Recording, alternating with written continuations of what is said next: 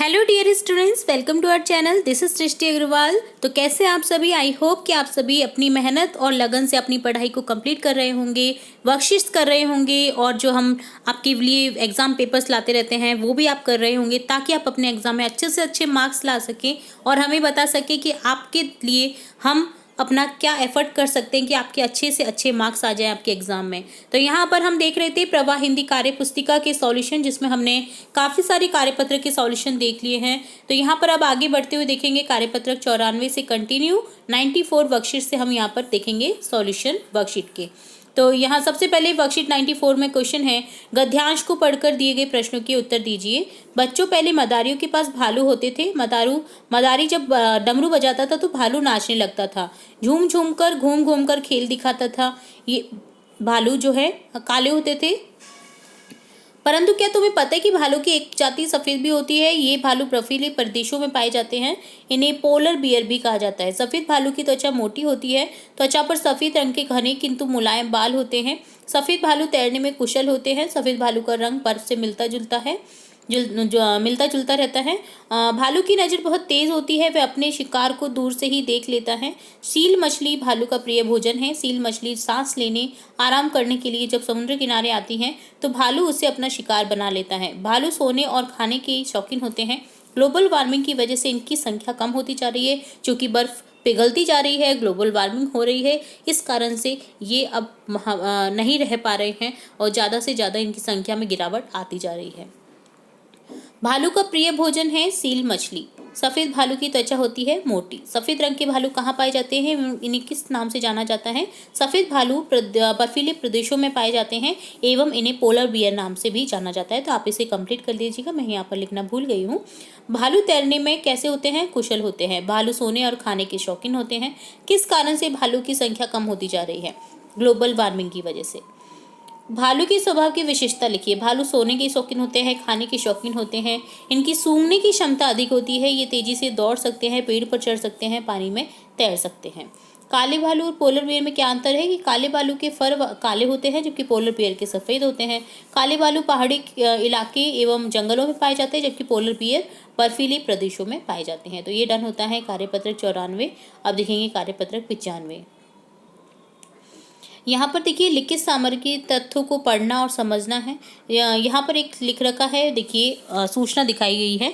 एक बड़ा कार्यक्रम उतना ही बड़ा जितना आपके बच्चे की कल्पना है। खेल अखिल भारतीय जेब्रा रंग प्रतियोगिता 2024 में भाग लीजिए। यहाँ पर ये अखिल भारतीय जेब्रा रंग प्रतियोगिता का सूचना है, जो कि भारत का सबसे बड़ा बाल कलाकृति कार्यक्रम हाजिर है। पूरे देश में हजारों पाठशालाओं के लाखों बच्चे इसमें भाग लेते हैं। बच्चों, यह आपके लिए भी जी भरकर चित्रकारी करने का मौका है। माता पिता, यह आपके बच्चों के लिए अपनी रचनात्मकता प्रदर्शन करने का राष्ट्रीय अवसर है। जीतने वाली कलाकृतियों को देश के अनेक शहरों की प्रदर्शनियों में पेश किया जाएगा। अधिक जानकारी के लिए अपनी पाठशाला में पूछें। तो यहाँ जानकारी दे रखी है अखिल भारतीय जेब्रा रंग प्रतियोगिता की, जो कि 2024 में आयोजित हो रही है।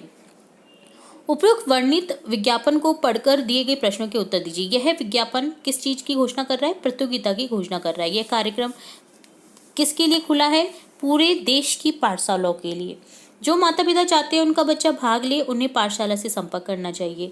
इनमें से कौन सा कथन सही है? जीतने वाली कलाकृतियों को देश की कई प्रदर्शनियों में पेश किया जाएगा, ये सही है, क्योंकि यहाँ पर इनाम की कोई जिक्र नहीं की गई है, समाचार पत्र की भी जिक्र नहीं की गई है। तो ये डन होता है कार्यपत्रक 95 का सॉल्यूशन। अब देखेंगे कार्यपत्र 96, जिसमें है गद्यांश को पढ़कर तार्किक शब्द समझ विकसित कीजिए। तो यहाँ गद्यांश पढ़ेंगे। अरुणा 8वीं कक्षा की परीक्षा दे चुकी है। अरुणा के पिताजी दर्जी हैं। उनका कहना है कि अब अरुणा की शादी की जानी है, इसलिए उसे स्कूल की पढ़ाई छोड़ देनी चाहिए। उसे घर के काम के साथ दर्जी का काम सीखना शुरू कर देना चाहिए। जबकि अरुणा का कहना है कि उसे आगे स्कूल में जाकर पढ़ाई करनी है, उसे दर्जी के काम में रुचि नहीं है। इस काम और शादी से उसकी आगे की पढ़ाई में बाधा आ सकती है। उसके पिताजी का मानना है कि शादी और दर्जी का काम सीखना ज़्यादा जरूरी है। आपकी इस बारे में क्या राय है? आप अरुणा और उसके पिताजी को क्या सलाह देंगे? इस विषय पर अपने विचारों को लिखिए। चूँकि अरुणा की पढ़ाई में रुचि है, वह पढ़कर कुछ करना चाहती है, तो उसके पिताजी को उसे आगे पढ़ाने देना चाहिए। उसकी दर्जी के कार्य में रुचि नहीं है, तो उसे जबरदस्ती वह कार्य नहीं सिखाना चाहिए। साथ ही साथ पढ़ाई जारी रखने हेतु शादी हेतु दबाव भी नहीं डालना चाहिए। अतः अब हम अरुणा के पिताजी को उसके आगे पढ़ाने की सलाह देंगे। तो आज कई लोग होते हैं जिन्हें सिलाई आनी चाहिए लड़कियों को, ऐसा बोलते हुए देखा गया है। या लड़की की शादी कर दो जल्दी से और सिलाई कर ले तो वो खुद भी कमा सकती है और शादी भी हो जाएगी उसकी अच्छे से, है ना। तो ये चीज़ें कई लोग बोलते हैं, बट आप अगर पढ़ने वाले स्टूडेंट्स हैं तो आप इन चीज़ों पर ध्यान ना दें। आप अपनी पढ़ाई के लिए संघर्ष करें, आप अपनी पढ़ाई को जारी रखें, आप इतने अच्छे मार्क्स लाकर दिखाएं अपने पेरेंट्स को कि वो मजबूरन आपको पढ़ा सके। ठीक है, उन्हें पढ़ाना ही पड़ेगा। आप अपनी छात्रवृत्ति ले, अगर आपके अच्छे मार्क्स आएंगे तो आपको स्कूल से छात्रवृत्ति मिलेगी, अच्छे मार्क्स आएंगे तो आपके टीचर्स आपका सपोर्ट करेंगे, तो आप आगे पढ़ सकते हैं।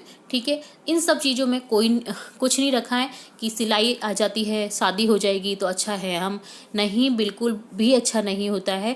आगे की लाइफ आपकी मर्ज़ी के हिसाब से नहीं चलने वाली होती है। इसलिए अगर आपको अपनी लाइफ मर्ज़ी से जीनी है तो आपको पढ़ना होगा, उसके लिए आपको नौकरी करनी होगी, और नौकरी तभी लगेगी जब आप पढ़ेंगे। ठीक है, सिलाई विलाई तो बहुत से लोग करते हैं, तो उन्हीं से करवा लीजिए। आप मत सीखें ये काम, आपको पढ़ना चाहिए। अगर आप पढ़ने में रुचि रखते हैं तो हाँ, आपको सिलाई में रुचि है तो फिर आप उस चीज़ में आगे बढ़े। ठीक है, आप फैशन डिज़ाइनिंग का कोर्स कर सकते हैं और भी बहुत कुछ कर सकते हैं। तो मुझे लगा कि आपको ये बताना चाहिए तो मैंने बता दिया है, बाकी आपकी सबकी अपनी इच्छा है। तो ये कार्यपत्रक 96 की सॉल्यूशन हमने देखा यहाँ पर, साथ ही देखा हमने कार्यपत्रक 95 और 94 का सॉल्यूशन।